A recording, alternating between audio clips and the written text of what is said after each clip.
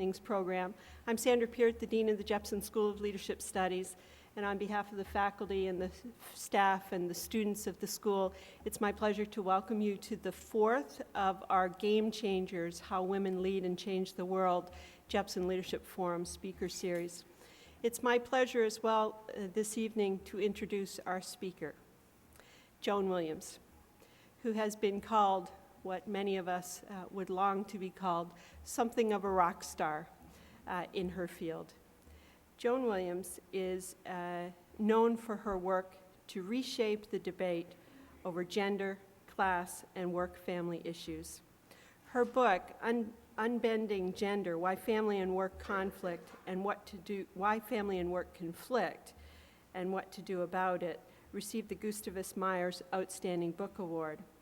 Her most recent book, which is in the lobby, is Reshaping the Work-Family Debate, Why Men and Class Matter.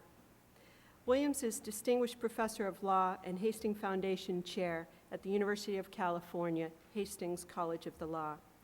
She has co-authored or authored many law review articles. She was the founding director of the Center for Work-Life Law at the University of California. And she's played a central role in documenting workplace discrimination against adults with family responsibilities. She's a co-founder of the Project for Attorney Retention, which has played a leadership role for the past decade in helping the legal profession maintain, retain, and advance the careers of women and offer work-life balance to men as well as to women. Her current research is on the culture wars as class conflict, how gender bias differs by race, and the role of gender pressures on men in creating work-family conflict and gender inequality. She blogs regularly for the Huffington Post.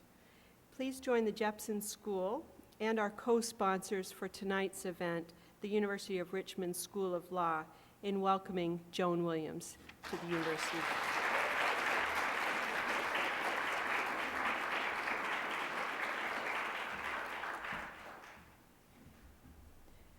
Well, I'm delighted to be here tonight, all the more so since the title of my talk tonight is the title that my brother, who's my book agent, would not let me use for my forthcoming book. So at least, since he isn't here, I can use it for this talk. The talk is really about why a woman can't be more like a man. Henry Higgins asked that question a long time ago, and what the 35 years of social science literature says is that in order to get ahead professionally, a woman actually can't just do what a man does. And so if you look at professional women, 3/4 of women lawyers say they have experienced gender bias. And if you look across the population, over 55% of women say they have experienced gender bias, only 2.1% of men. So the sad fact is gender bias is still a factor in professional women's lives. And in the context of leadership studies, there are really two schools of thought about this. A number of people say, well, it's true, but you actually shouldn't talk about it because it will only depress people. And then there's the theory that I have, which is like, forewarned is forearmed. And so that's what really gives rise to this project. So here's why there is still gender bias. And there's just 3 questions. Raise your hand if you kind of feel comfortable with people who are like you,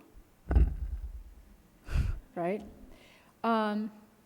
And raise your hand if, when you think someone's smart, you tend to overlook their little stumbles, right? And do you instinctively worry that an ambitious woman, might be yourself, is spending enough time with her children? The age demographic skews there, but all of us old ladies raised our hands, right? If you answered yes to any of those 3 questions, then you yourself have implicit bias. Basically, everybody has implicit bias based on at least gender, race, and probably other categories. In fact, if you wonder, there's a wonderful test called the implicit association test, and you just Google implicit association test and take the implicit association test. The funny thing is when I did that, I have a very strong stereotypical association of women with family and men with work, even though that's been my work for the past 15 years. Implicit bias is really common, and it's because it's driven by very widely held, what social psychologists call schemas, which is really just a fancy word for a stereotype, an expectation. Schemas are expectations associated with a member of a group that guide perceptions and behaviors. And schemas drive stereotyping. So if you look at the picture there, you look at Superman. Now, he's bulkier, he's stronger, he's physically above the woman. He is clearly giving advice and counsel and help to the woman. The woman is leaning back, not leaning forward. She is physically smaller. She is clearly, in some sense, being led by the man. These schemas are really, really common. Now, we don't intellectually, consciously endorse those schemas that are represented by that cartoon, but nonetheless, they drive us. And popular culture is a good place to see that. Here's 3 schemas. I've chosen scientist. You could choose any traditionally male profession. And I actually do this when in smaller groups as a warm-up exercise. I say, just free associate. What is a scientist? And people have said he's hardworking, educated, obsessed, no life, workaholic, glasses, white lab coat, and male. Those were their associations with a hard-driving scientist. Then I asked them, how about a typical woman? And they said family, communicative, enthusiastic, supporter, multitasker, and one woman said, very, very busy. So that was typical woman. Then the good mother, present, available, involved, caring, affectionate, supportive.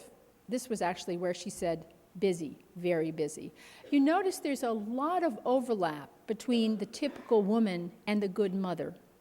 There's almost no overlap between either the typical woman or the good mother and the hard-driving professional.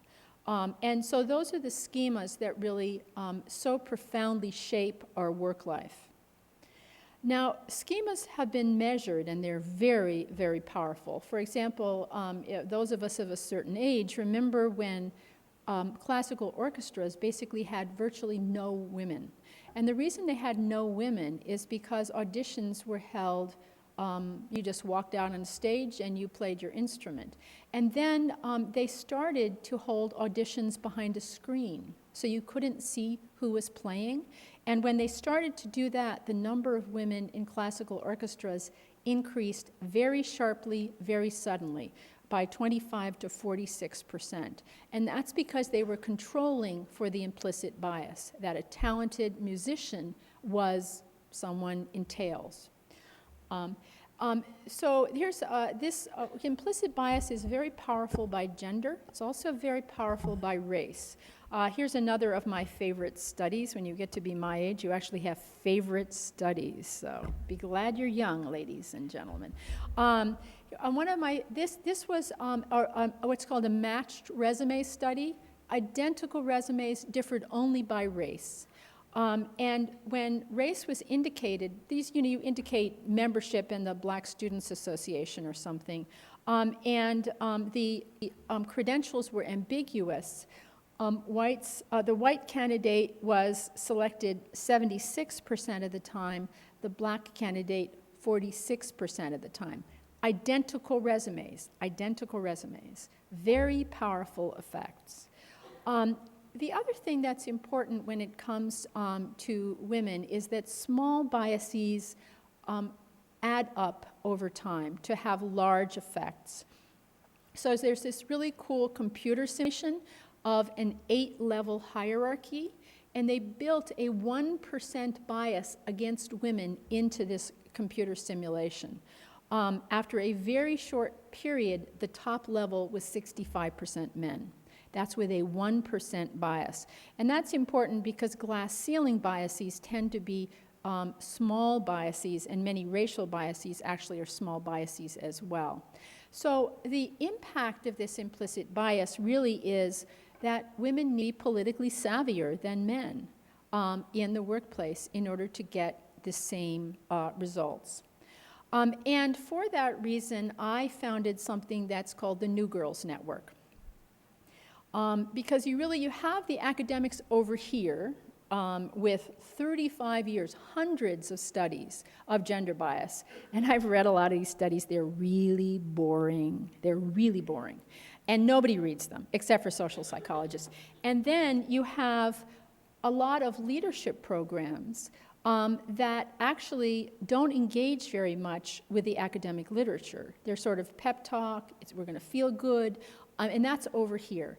And so what I have done is tried to connect the literature, the academic literature on gender bias over here with savvy and successful professional women. And so I've done that really in two ways. One is online, check it out, I formed Bingo. Now, Gender Bias Bingo is an online training where you can actually go learn more about gender bias, and then you can send in through email your own experiences of gender bias. The first weekend I put this up, I got 400 emails. So I guess there's no gender bias. There's a lot of it out there, and so the Gender Bias Bingo is one of the ways that I've begun to bridge this gap between the academic literature and people's daily lives. But the other one is by founding what I call the Wise Women's Network. And that is, I just began to talk to the savviest women I knew. And I've interviewed now over 50, and I basically do something very simple. I give them what I call my 35 years of gender bias literature in 7 minutes. And then I ask only 2 questions. Number 1, any of that sound familiar? One woman said every syllable. And what have you done to cope with this? And so what I have done is, with that literature, actually have been privileged to be working with my daughter, who is an amazingly good writer, and we're writing a book called The Wise Women's Network that will be out in about 1.5 years based on this research. So here are the 4 patterns. There are 4 basic patterns of gender bias. 2 of them are glass ceiling patterns. That means they're triggered just by being a woman. The first I call prove it again, and the second I call the tightrope. Then there's the 3rd pattern of gender bias, which is actually the one that the Center for Work-Life Law, which I direct, put on the map. It's called maternal wall bias. That was actually virtually unstudied before the Center for Work-Life Law study of it. It's now documented to be by far the strongest pattern of gender bias. And then the 4th pattern of gender bias I call gender wars. And that's when gender bias against women turns into fights among women. So let's learn more about prove it again. Prove it again stems from the fact that the past isn't dead, it's not even past, to quote Faulkner.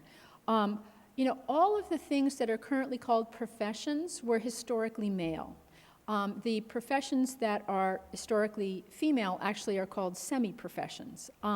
So lawyer, doctor, business person, all of those are, of course, are historically male professions.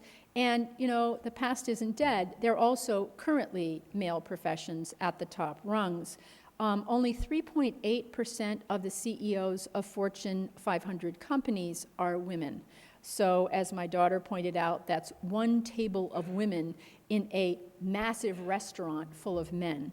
And so the fact is that if you think about your hard-driving scientist, lawyer, business person, whatever, in these historically male professions, the schema is of a man. The immediate assumption that pops into your head is of a man, and so women just don't quite fit.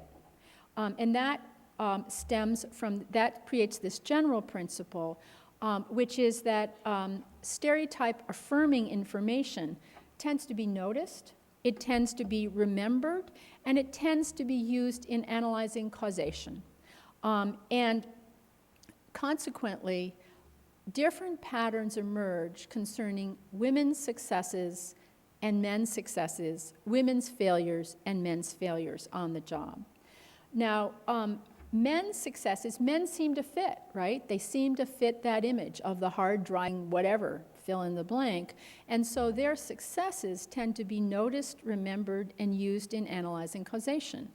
On the other hand, women just don't seem to fit, and so their failures tend to be noticed, remembered, and used in analyzing causation, and their successes tend to be overlooked and soon forgotten.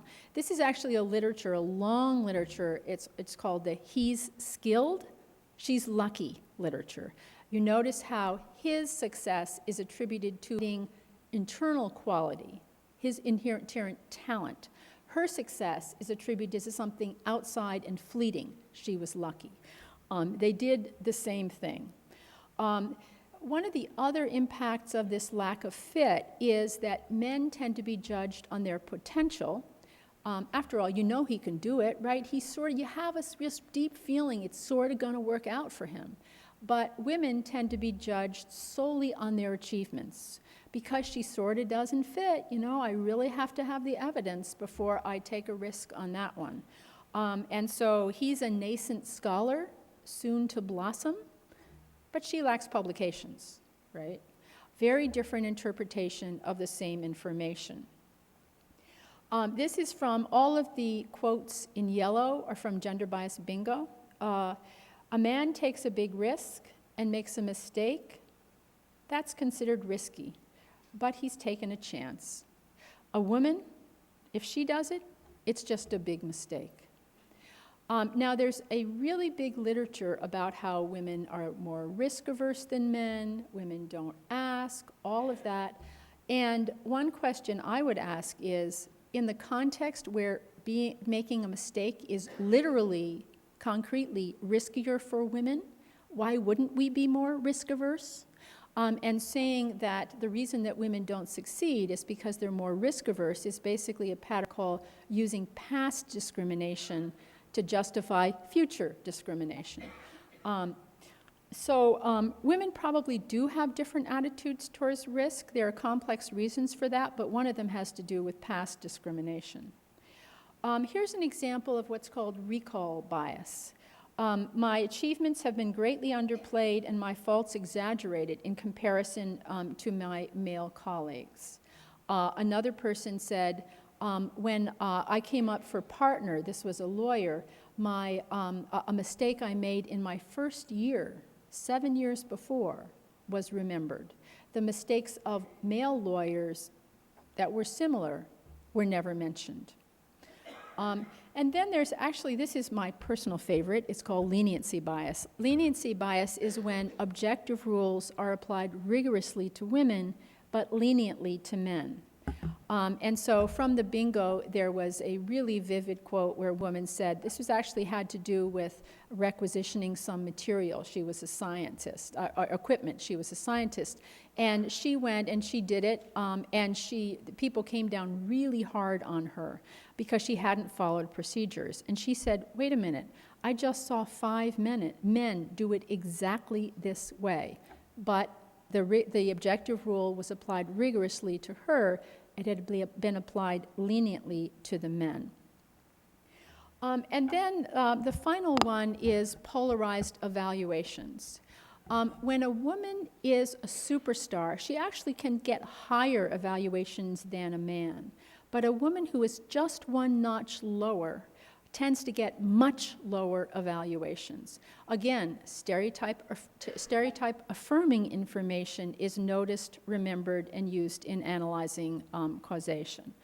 And this is true throughout, gender bias differs by race. This is something that has been very little studied, something I am trying to get funding to study now. This is just from one focus group member. She said, I think gender biases work different for women of different groups. Race, ethnicity, immigration status, class, family of origin, and language. It's not just heightened for other women. For example, the stereotype that women of certain groups have, quote, too many babies, affections of which women take time off and should take time off for family leave. And in fact, I was telling my hosts, I've just spent the last 2 weeks round the clock reading pregnancy discrimination cases, and one of the things the cases show is that women of color often have a hard time getting accommodations that are given to white women without comment. And so I just want to note in passing that this literature that I'm reviewing compares men to women, and when you do that, you tend to get findings about white women. And one of the things I'm very interested is trying to understand how these gender biases differ by race. Okay, so that's one of 4 patterns, folks. You still wondering why women aren't getting ahead? What the focus of this talk is not on the institutional solutions for gender bias. Those are complex. They have to do with organizational change and organizational development. The focus of this talk is on individual strategies. Now, I want to stress, individual strategies are not solutions. They are just individual strategies. They're individual survival strategies, but I'm old enough to know that, you know what, these things aren't changing as fast as we would like, so here's some help. Here's the single most important lesson. I've actually been watching Friday Night Lights. Remember that show? And there was, remember when, if you know the show, when the coach's wife, Mrs. Taylor, becomes the principal, and she gets really, really angry, and one of her friends says, look, I didn't make the world, I don't want you to take this wrong, but like nobody likes an angry woman. That's what the literature shows. And so tone control is really important. It's taken me a long time to recognize you can actually say anything you want in the world so long as you have the right tone. So think very carefully about your tone. Now, one really important strategy to counter the prove it again problem is to have real-time records of your accomplishments. At the end of the day, if you have had an accomplishment, ladies, you must write it down and keep it in a file.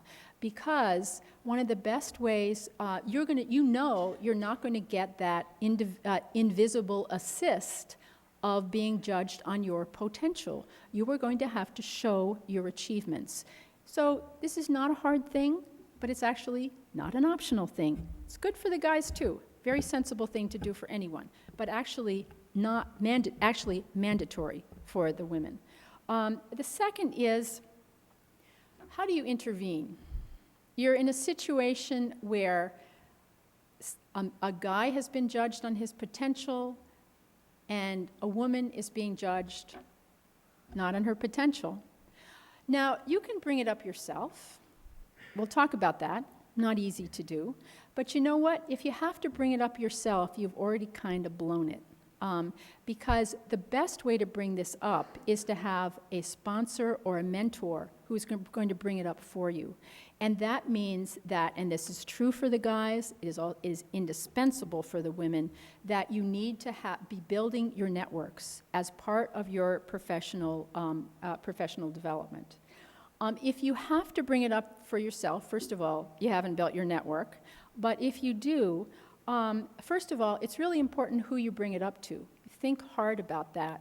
And secondly, here's the way to bring it up, not from me, but from the wise women. Can you help me understand how my situation is different from Jim's? What great tone, right? And so you're not an angry woman, you're not accusing anybody of anything, you're just a woman seeking information, right? Remember Superman. You're in the right position. For senior women, it's very important to intervene. in this situation, and here's how you do it. You just go, gee, you know, if that's the standard that we're applying, let's go back to the start of the pile and apply that standard to everybody. I think that'll be more efficient, right? So the way you intervene as a senior woman. So that's the first glass ceiling pattern, prove it again.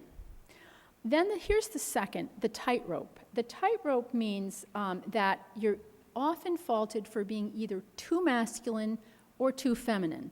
And what the quote says is that here at MIT, you have to be so aggressive. But if women are too aggressive, then they're ostracized.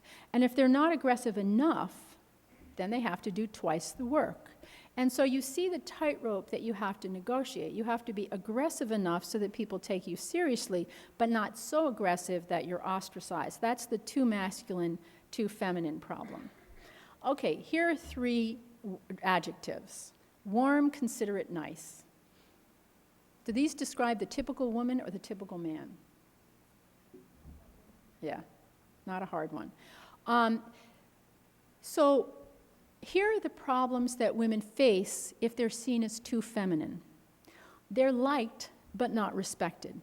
I call this the mother princess pet problem. In some workplaces, women are expected and pressured to play traditionally feminine roles. Now, if you do that, you will be liked, but you probably won't get ahead. Our women are expected to be restrained and endlessly supportive. That is, again, a liked but not respected problem. Here is a quote that basically says, I had been, actually, if you go on the bingo, I made this into a really cool scenario, a cartoon animated scenario. This woman said that my department chair said that I should do this committee for the 3rd year in a row. And I said, somebody else should do this committee. And he said, well, there really is nobody else, and you're doing it so well. And she said, well, how about, and she named a male colleague, and he said, well, he can't do it. He has a book to write. And she said, wait a minute, I have a book to write. Why is his book more important than my book? There is a strong tendency, particularly for accomplished women, to get confused about how important it is to be a good girl. Actually is important to be a good girl to a certain extent, but you know what? The good girls are not the CEOs. Being a good girl gets you to a certain place, but then after that, it limits you. This is the I live to serve problem. And then there's the please be my mother problem. I'm like the firm mom. Everyone comes to me when they have problems, said one senior lawyer. And then this comes from students as well sometimes to expect their female instructors to be mother and forgive everything. So all of these are gender pressures on women to behave in traditionally feminine ways that ultimately impede their progress. That's the liked but not respected, too feminine problem. Here is the respected but not liked, too masculine problem. How about these adjectives? Direct, outspoken, assertive, competitive. Typical man, typical woman, right? These are the typical man. And so if you're too masculine, then you tend to be respected but not liked. And here's a bingo quote. So if you're stern or you say, then the immediate reaction is to call that woman a witch, right? If you're a man, it's just a no. I call this the he's assertive, she's aggressive problem. Again, you notice the differential attribution that's driven by the underlying stereotype, the underlying schema.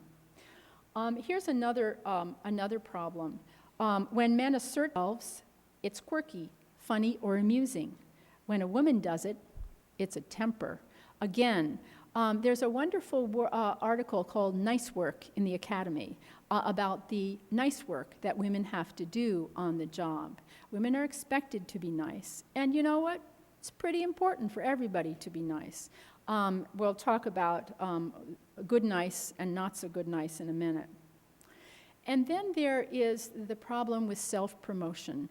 This is actually from a woman partner who found out that a male law firm partner at her firm was making a lot more money than she was, even though they had brought in just about the same amount of business. So she did what the firm told her to do. She went to a member of the compensation committee and said, gee, I brought in this matter and I grew this matter and blah, blah, blah. She'd done her homework, she'd kept her records, and the member of the compensation committee looked straight at her and said, well, you think highly of yourself, don't you? The literature shows that women who engage in well, first of all, people who don't engage in self-promotion, they don't get as far.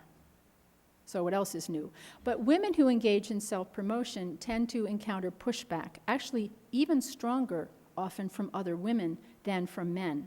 And so that's another respected but not liked problem. Okay, so here are strategies for liked but not respected, the too feminine problem. One is, and I love Diana Ross, just say no, right? I have this committee for you. I have this wonderful assignment reviewing documents until you're 67 years old. I have this fabulous dinner that I want you to organize. Now, at a certain point, ladies, you have to understand.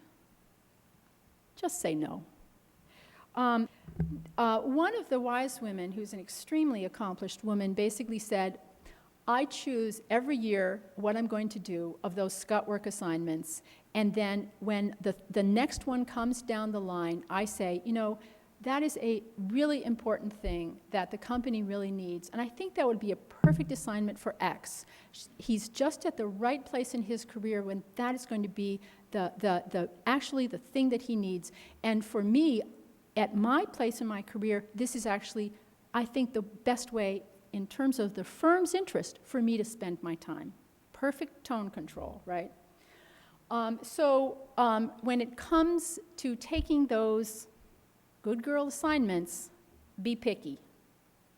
Now, the basic overriding solution to the tightrope is to balance the masculine and the feminine.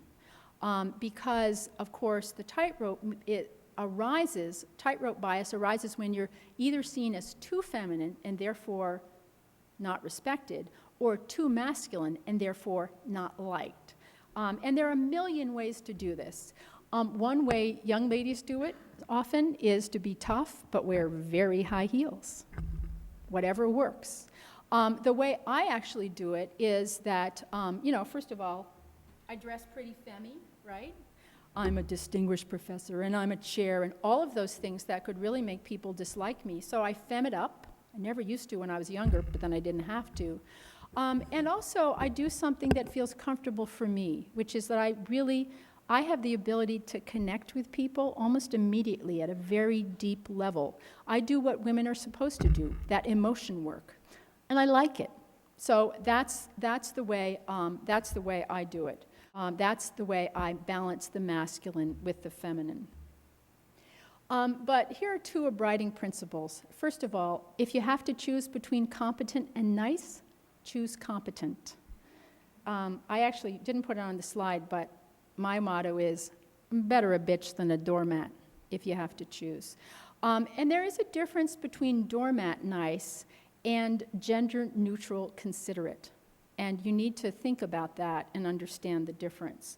The other abiding principle is stand your ground, but with softeners. One of the wise women said, be relentlessly pleasant, but ask for what you want. You notice how she was standing her ground, but with that softener of always being relentlessly pleasant. Here's some strategies related to self-promotion. The first is the posse. Okay, you know that you have to engage in self-promotion, but you encounter pushback when you do. One of the best ways is to gather a group around you, preferably of men as well as women, who all promote each other. I got an email one time from a male colleague of mine, and the subject line was, Letty did a good thing. And Peter was telling us about a prize that Letty had won. No pushback for Letty. So the posse is very important. The other is praise your team. This is particularly important for senior women, but it's important all the way up and down. What's more appropriate than a woman singing the praises of other people, right?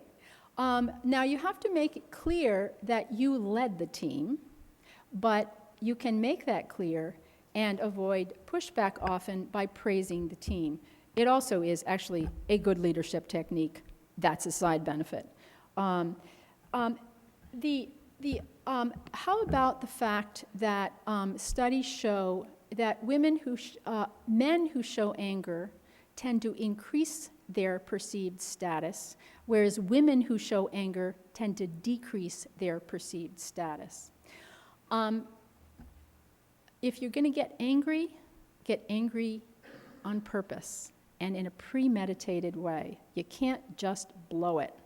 Well, you can. And you know, if you do, because people are human, go back and recharacterize the situation. You know that concern I was talking with you about yesterday? I've had a further thought, and this is so, with any luck, the person will remember the second interaction rather than the first.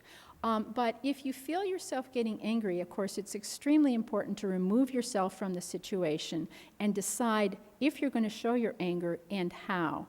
And one of the wisest of the wise women, actually the general counsel of one of the largest corporations in the country, I said, well, you know, well, if you get angry, what do you do? And she said, all I say is, you know, I'm disappointed. And I said, well, then what do you say? And she said, nothing. Then they talk. So the less said, the better. The studies also show that giving an outside attribution is important. You know, I may sound angry. Actually, I am angry. And this is why. I feel that what you did really jeopardizes the ability of the company to turn a profit next year. So give the outside attribution. You're not a hysterical woman. You are a business analyst. So that's the other getting angry pointer. Okay, so those are the glass ceiling biases. Now we're going to talk about the maternal wall. Motherhood triggers the strongest form of gender bias. This is another matched resume study, identical resumes, one but not the other, a mother. The mother is 79% less likely to be hired, 100% less likely to be promoted, offered an average of $11,000 less in salary, and held to higher performance and punctuality standards. When my friend Shelley did that, she got those results, she called me up, she said, Joan, this is so fabulous. These effect sizes are so big. I've been studying gender for a decade. I've never seen anything like this. Shelley doesn't have kids. I thought, this is so grim. So the maternal wall bias shows that motherhood triggers very powerful negative competence assumptions. And it also triggers very powerful negative commitment assumptions. This was actually a lawsuit with a $500,000 recovery. Somebody wrote in a woman's file, she is the mother of 2 infants, and so she had responsibilities that were incompatible with those of a full-time professional. Notice the negative commitment assumptions. Also, there is, again, that stereotype affirming information. An absent woman is with her children. An absent man is at a business meeting. So that's another pattern. And then there's leniency bias. A professor received stellar reviews until she had children, but then her office hours, but no one else's, were scrutinized. Let me tell you, no one's office hours are ever scrutinized. And then those are all descriptive. Here's the prescriptive. Prescriptive really is when somebody tells you a good mother stays home with her children. This was actually a quote where somebody on a professor's tenure committee actually said, why are you worrying about tenure? Just go home and have more children. Another lawsuit in the making. The more common is benevolent prescriptive. My favorite story of this was of 2 lawyers who were married in the same firm. And then when they had a baby, the woman was sent home promptly at 5:30. The man was kept because she had a baby to take care of. The man was kept even later because he had a family to support. You know, good intentions, but basically the employer is policing this couple into traditional breadwinner homemaker roles. I'm going to jump over here a little bit just in the interest of time. The maternal wall bias is by far the strongest form of gender bias against women. Bias against men who take an active role in family care is much stronger. That's how strong it is. It's really, really strong. Here are some survival strategies. One is hide, right? I'm a woman of a certain age, and when I had a kid, I never had a picture of my child in my office. I did what's called covering. Most people this age, the age of a lot of you would consider this icky, and you know what? It is pretty icky. On the other hand, if you got to do it, a girl's got to do what a girl's got to do. But one thing you should know is that some things are legal. Denying parental leave to either men or women legal. So is penalizing anyone, male or female, who takes parental leave. And so is treating family leave differently in any way than any other form of disability leave, and treating a man's request for leave any differently in any way from a woman. All of those are just illegal, which is important to know. So here are some strategies. You trump stereotypes with individuating information is what the literature shows.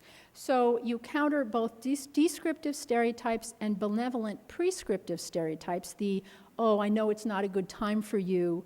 I'm going to send you home at 5:30 because I know you have a baby to take care of, that kind of stereotypes. You can trump both of those with specific information about you. So after a business trip, when you've had a kid, you go, oh, I had such a good time at this sales meeting, and you know, a really interesting point was made. The message is, I wasn't home with a kid. I was doing a business meeting. And when you're out of the office, a nice little note, you know, working at client's site. Again, individuating information. If you intend to pursue your career after you have a baby, say so. If you're willing to travel, say so. If you're the primary earner, say so. And if your husband is willing to follow you, say so. Because you know what? If you don't say so, all of those assumptions will be quite different. What if you have a situation where somebody tells you, you know, mothers belong at home? Well, you know, that's illegal, folks, first of all. That's illegal. And so at that point, you just go to HR and you say, I'm having a little bit of problem. Can you help me here? Not much more subtle is, I don't understand how you could leave your kids. My wife could never do that, leave her kids. What's the message? You're a bad mom, right? So I think at that point you just say, good tone control, gosh, you know, I'm sure that's right for her, but you know, people are really different. What you just did is illegal. So here's the final pattern, gender wars. Gender wars are when gender bias against women turns into fights among women. And you see this picture capturing the judgmental quality. Women begin to judge other women. Now, they do so for a lot of different reasons. Partly, it's because of tokenism, where women at the top feel so embattled that they don't want other women messing it up for them. Here's a quote from the bingo. If you're used to being the one woman and you've had to be that much smarter and that much better, then all of a sudden it's almost like you can't work with other women because you're so used to being the only woman. This is a woman who has encountered a lot of gender bias, and she doesn't want you messing it up for her. So this is the first way in which gender bias against women turns into fights among the women. And then there are what I call the fights between the femmes and the tomboys. I've seen lots of women, senior women, behave that way. And it's not just as far as working long hours, but they even adopt male mannerisms. But they're sort of really aggressive and not putting up with any crap and almost having a chip on their shoulder and going out of their way not to mentor younger women. Here you see a woman who was in an atmosphere where she clearly felt she had to be one of the boys in order to survive. Then that shapes her relationships with other women coming up. Here's a femme. I'm on kind of a backlash mission. I wear dresses, I bake cookies, I bring my child to class. I've just stuck it out there and said, I'm a woman, I'm someone's mother. I'm not going to compete as a boy because I'm not a boy. And you can see how one woman identifies with feminine traditions very profoundly. The description of the other woman was someone who's basically assimilated to masculine traditions. Sometimes those groups of women end up fighting with each other. That's what I call the fights between the femmes and the tomboys. And then there's the one that's received a lot of press, the mommy wars. All of these gender wars stem from what are called difficult conversations. The conversations are difficult because everybody's identity is on the line, and this is a good example. The mommy wars arise because some women in an atmosphere that is not very receptive to mothers do everything the way the men do in spades. And this is my generation, like, you think I can't do it? Well, just watch me, right? And so I've worked full-time my whole life. I've worked probably overtime my whole life. I'm what I call an ideal worker woman. And sometimes those women end up pitted against the younger women who are mothers who are more femmy and want to do things in a more traditionally feminine fashion. So that's part of the gender wars. The next part is that very often, because the careers, these male careers for men, married to homemakers, often women end up childless and very upset about it. And so they think, well, I gave up so much, why should you have it all? That's another fight among women. Of course, the men have always had it all. Important to remember that. The third are the child-free women, and those are the women who wanted a kid like a hole in the head. And sometimes they look at the mommies and they say, you're just reinforcing stereotypes that women need special treatment. So the first important thing to remember is that gender wars are not proof that this isn't a gender issue. They're not proof that women are just catty. They are a signal of gender bias. So if you're in an environment where you do see gender wars, that is a signal of gender bias in the environment. Here are some strategies. You start from the fact that these jobs are all both gendered male and gendered masculine. And so every woman has to forge relationships with the men and relationships with masculinity to survive. And it's really important that the women don't begin to judge each other, that they did that the wrong way. Because the fact is, no man has to deal with this. Actually, some gay men do. That's a different issue. But virtually no men have to deal with this as a professional hurdle. It's really important that women don't begin to judge each other because they've done it wrong. And then secondly, in terms of diffusing gender wars, other than pointing out, look, we're all in this together, it's important to get women working on something together. Not something related to gender, because the tomboys actually aren't going to want that very often, but something that all the women are working together. Go to Habitat, go whatever, so that people begin to see each other as human beings rather than other women doing it wrong. So in conclusion, really only 3 points. First of all, and I think this is so hard to understand when you're young, you look at successful people, they have messed up so bad, really bad. I love President Clinton, right? He messed up so bad. You may be too young. He really seriously messed up. He's famous. We love him. He's very successful. So remember, you don't have to be perfect because we weren't. Nobody was. The other thing that's important is resilience. The studies strongly show that people who are successful are resilient. So you made a mistake, move on. And then the third, I always think of this in terms of the terrier and the stream, and I always think of myself as both. I'm the terrier, I get it in my mouth, and I never let it go. And I am the stream. If there is a rock in my path, you know what? I'm just water. I go around it. Thank you.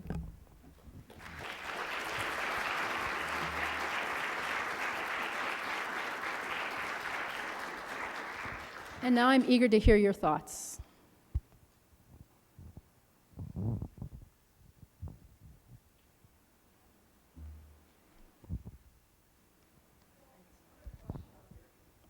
I think we're supposed to wait for the mic, but you're definitely next. Okay. So I have a question. In evaluation, I'm an academic in a math department. I loved your talk, even though I'm completely depressed. No, But I you're have this question. empowered by the strategies. Yeah, okay, that's the second point. I can't wait to write my daughter about what I learned. In evaluation processes, what I've seen in the last 5 years, on paper and in conversation, is men who are willing to put out there, well, while I was making the run for tenure or promotion or fill in the blank, I had 2 small kids and they were distracting, and because of that, I wasn't able to do X or Y. Of course, if we had a woman who wrote this or said this would not be viewed in the same way. So we talk about this as women and we talk about this in evaluation processes, but we can't quite reach a way to move forward. So I guess I'd like your insight about what to do in those kinds of situations.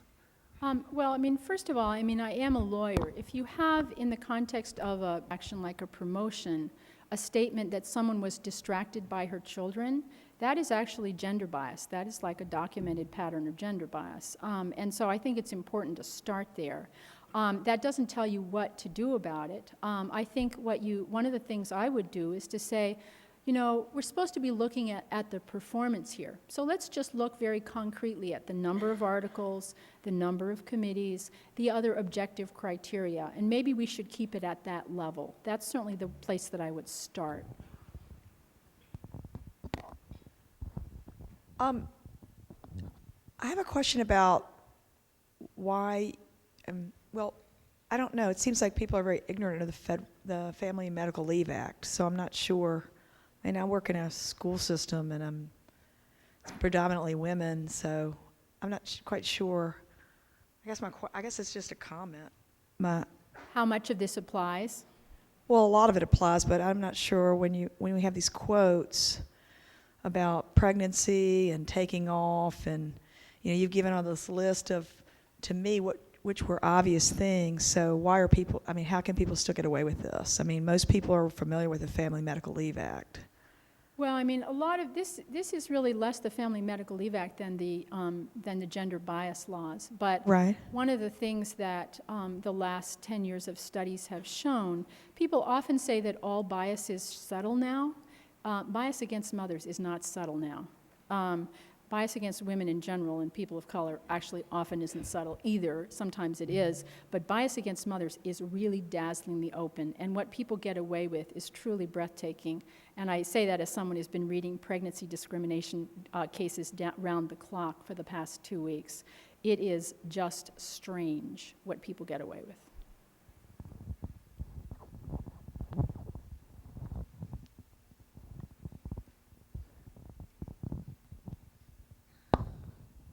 Hi. I wonder if you could talk, Joan, about women, professional women, working women, taking advantage of policies put in place after having children, or taking advantage of things like family medical leave. I'll give you an example.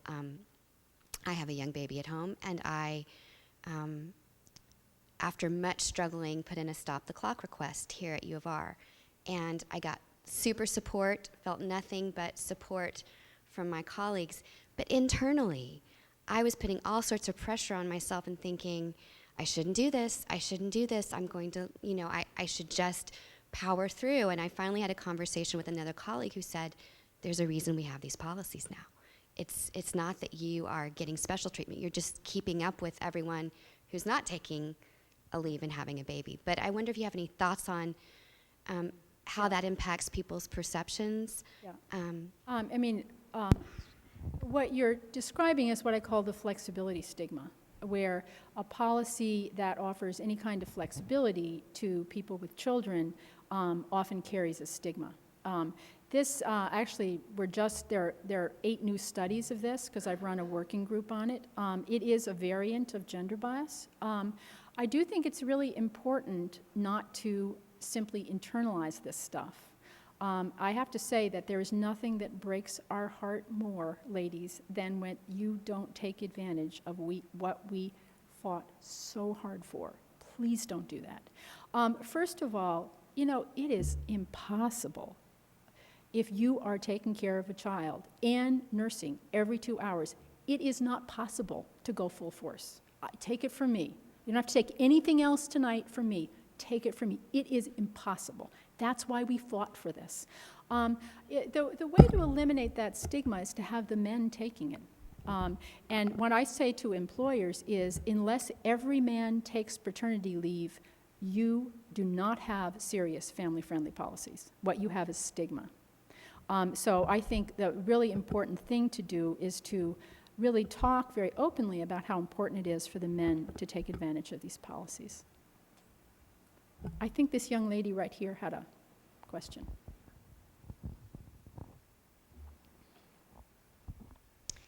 I actually got to intern at a district attorney's office near my house. Young lady, little louder. Oh, sorry. Okay. Can you hear me now? Yes. I got the chance to intern at a district attorney's office closer to where I live. And I saw a lot of different gender things play out, where even when they went over how the men are supposed to dress and how the women are supposed to dress, it was highly encouraged that women wear skirts and more feminine blouses.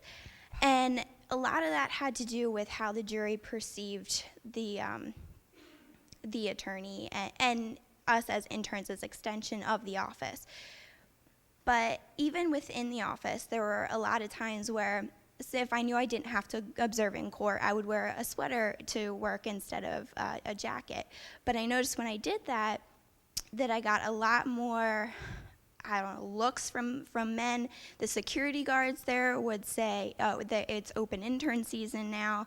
And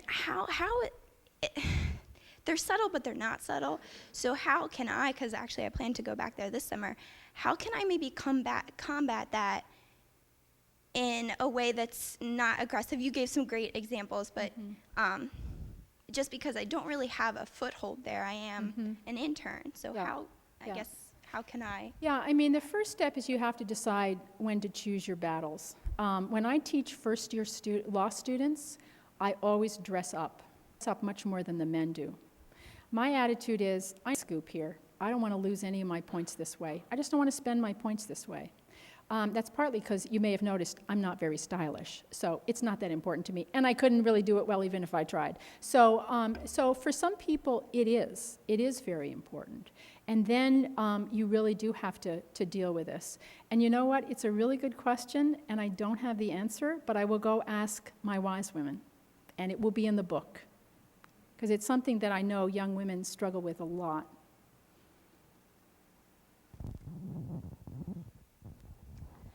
I'm in my 30s, a professional, and now a mother. And something that I've been noticing among my peers, anecdotally, is that a lot of my friends who've been college, even have gone as far as getting a PhD, then decide to have children and decide, well, you know what, my mom couldn't have it all, so I'm not going to do it, and they leave the workforce. And as somebody trying to have it all, that disturbs me. You're not actually trying to have it all. You're just trying to have what men have always had and what philosophers have always said that every adult needs, which is love and work. That's all you're asking for. Well, and what I'm wondering is what I'm noticing anecdotally actually happening? Is there is there kind of a retreat of women, younger women who view what the generation before us fought so hard for and paid a price for, and is that causing women to move back into more traditional roles? Yeah. The rap among women my age is, yes, you guys are all wussies, right? I actually don't believe that. The demography says there's been a very, very slight increase in women staying home with very young children. I actually think that's because you folks look at my generation and say, you are plumb crazy. And actually, it has been pretty crazy. I understand that. I respect that choice. The fact is that demographically, mothers have always stayed home with kids. As of 2000, 25% of mothers aged 25 to 44 were completely out of labor force. And that doesn't even count the women who work part-time. So it's not that it's a big blip, it's that it always has been that way. And why has it been? You think about how we design good jobs. We design them around an ideal worker who starts to work in early adulthood and works full-time, full force for 40 years without a break, taking no time off for childbearing, or really anything else. Who does that describe? right? Not only does it describe men, it describes men with a particular family pattern. It describes men married to homemakers. And that's how these good jobs are designed. And so no wonder women opt out. It's because they're opting out of jobs that are not designed for people with family responsibilities. And so I don't judge the women who go that path. I do, though, think it's important to recognize the demographics, which is that the studies show that a woman who takes even 1 year off loses 20% of her lifetime earnings. And a woman who takes 2 or more years off loses 30% of her lifetime earnings. And I really urge people, when they think about what to do, and people are under tremendous pressures, to think about what might happen if, God forbid, your partner is no longer your partner because he dies or because you're divorced.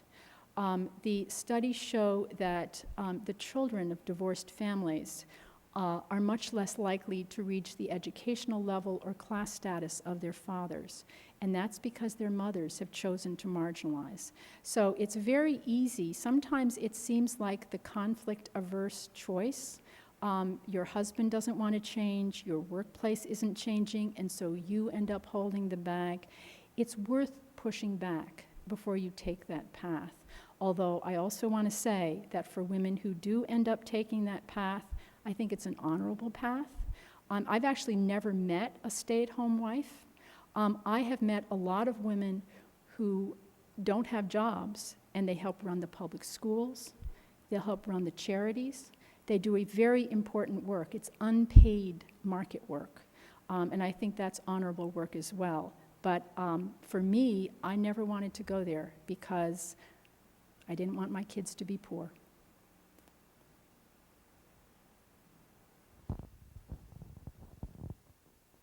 Hi. You give a lot of great strategies as far as the male-dominated careers, and I was wondering, would they be different if you were to try to go into a female-dominated situation? Well, I was fascinated by this lady right here. I have hung about my whole life in male-dominated environments, so I don't know. I think some of this would definitely be true. I'm quite confident that the maternal wall is alive and well in a lot of traditionally feminine environments.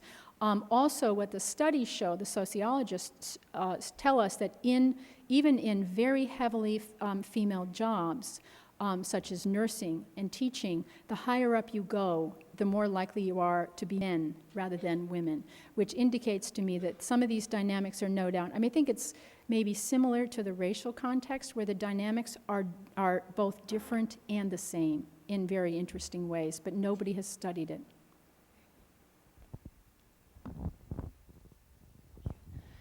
Thank you. I'm wondering about your thoughts on the tremendous disparity between public policy, for example, in Western Europe, where there is free daycare from the day you have your child. In France, for example, there are systems in place that have been in place for 20 years that support women working. Why is there such a tremendous lag? We have nothing like that here in the United States. We're completely crazy. We have the most family-hostile public policy in the developed world by many, many miles. The reason is because we don't do social programs, in case you didn't notice. We don't do workers' rights, in case you didn't notice. And all of those policies in Europe are either social provisioning or workers' rights. And that's one of the reasons why my latest book talks about class dynamics, because I think what has driven this country so far to the right are unrecognized class conflicts that basically make it impossible to pass any of the about 14 social programs. Americans have higher levels of work-family conflict than in many other industrialized economies, and that's because of these public policies.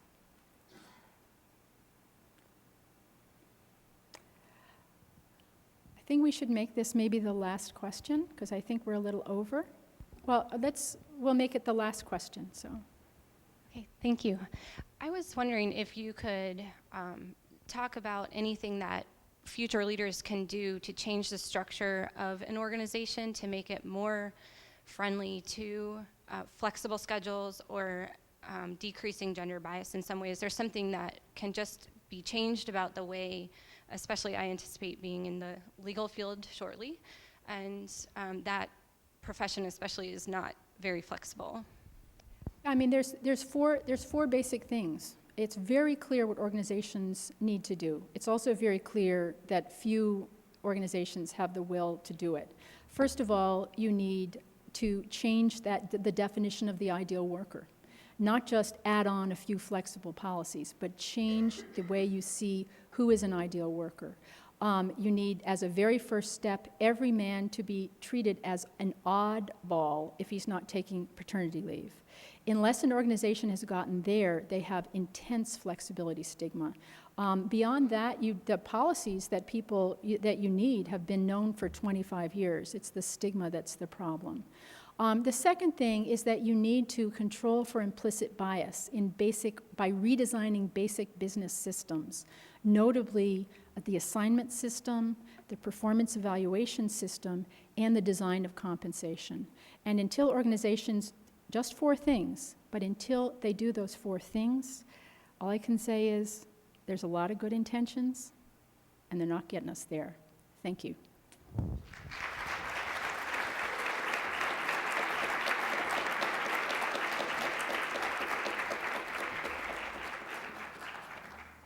I think we can all agree that we should thank Dr. Williams for the work that she has done before this evening to make our lives better, as well as for this wonderful talk that she's given us this evening. So please join me in thanking Dr. Williams one more time.